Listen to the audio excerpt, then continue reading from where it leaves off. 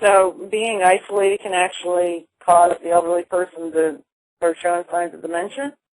Oh, it can certainly feed it. They can become more paranoid.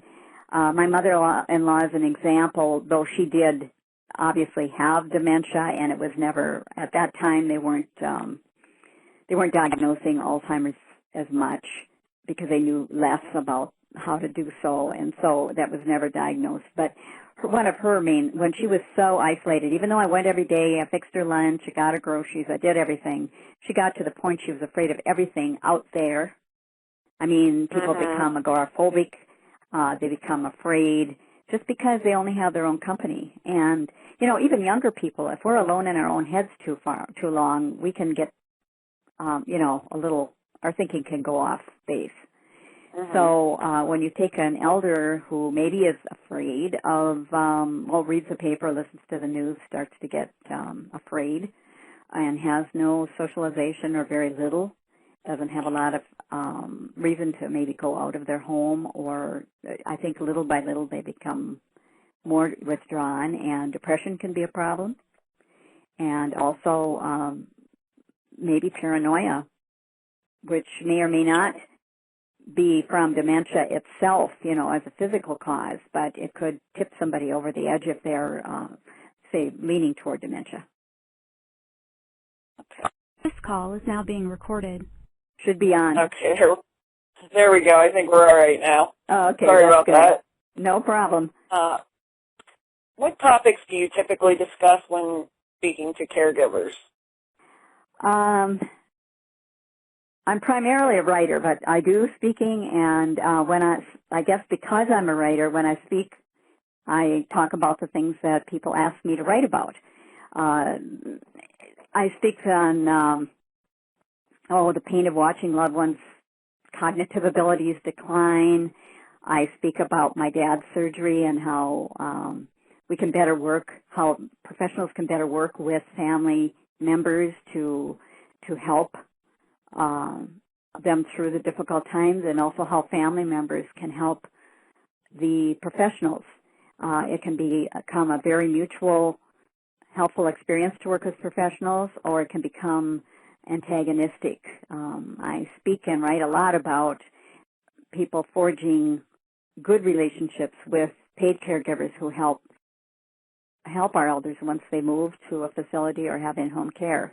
It's very, very easy for people sometimes to think they should get only one-on-one. You know, we all want the best for our elder, and people can unknowingly create an antagonistic relationship. So I speak about that, how important it is to try and work together as a team.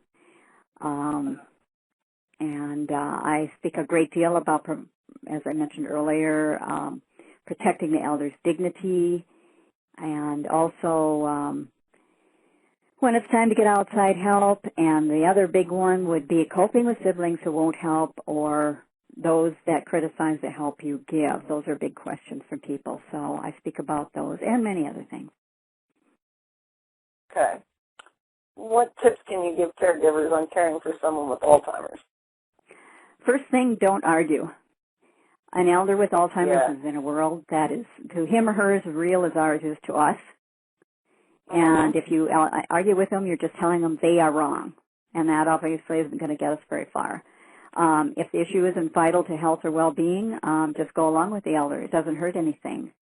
I began doing that with my dad because that was the only way I could keep him from being miserable. And at the time, psychiatric care was leaning in the other direction. I even had a psychiatrist yell at me when he found out what I was doing, that I was going along with Dad's, fantasies of life. And within a few years, it had totally turned around, and now they have what's called the validation theory, and that seems to be the accepted theory, is that you validate these people. When someone has dementia, their life is tough enough, and it doesn't matter to us if they say the sky is green and the grass is blue. I mean, what does it matter? So not arguing is very, very important. Well, I mean, there are times, obviously, when we have to, but or at least try and divert them, but arguing doesn't work. Second, remember that the person's not a child, never will be a child. No matter how disabled he or she may become, the person should be treated with respect and dignity of an adult. And third, I'd say, among many, would be don't ever assume that the person with Alzheimer's doesn't know what's going on. People can be very sensitive of body language and vocal stress, even if they don't seem to understand words. We really don't know how much they're taking in. And so even if they seem totally in their own world, I always think that we should assume they understand more than we think they do. Absolutely. Okay, can you tell me about your blog and topics discussed on your blog that may be helpful to caregivers? My blog updates daily, and my topics cover anything from the newest studies on drugs or what may prevent Alzheimer's or dementia or help the aging population or help younger people age better and not get dementia. I cover, obviously, many issues on helping people provide care for their loved one while trying to live a life of their own. I was a member of the sandwich generation before there was a term, sandwich generation, so I do talk about that quite a bit. I have a son with many health issues, so I was also caring for a son with health problems along with all these elders, so I know a lot about being part of the sandwich generation. It's about setting boundaries and providing compassionate care. So there's a wide range of information on the blog, and it's all centered around giving care or caring for the caregiver and the aging, but in that context, there's a great variety. Great. Any other relevant, timely information regarding caring for seniors that you want to tell us about? I would say to make sure that you or someone else your elder trust has a power of attorney for financial issues as well as a power of attorney to help make health decisions. This is vital. This document, sometimes called a health directive, should also contain a living will that hopefully you've talked over with the elder so that you're aware of the kind of care they would want given the fact that things change and they may not be able to, but at least know their wants and needs so that you can help them if they can't speak for themselves. And also I'd say never promise a loved one we won't put them in a nursing home. Many of our elders still think of nursing homes and there unfortunately are still some in the country that are the old military style and not very good. We still have far too many that are not. But a lot of them are very good. They've been, they're coming along and realizing that hands-on care and some of the new methods are helpful. So, that helps. But the main thing is don't promise that you won't put them in a nursing home. Tell them instead that you'll do your best to give them the best care possible wherever there's, with whatever tools are available.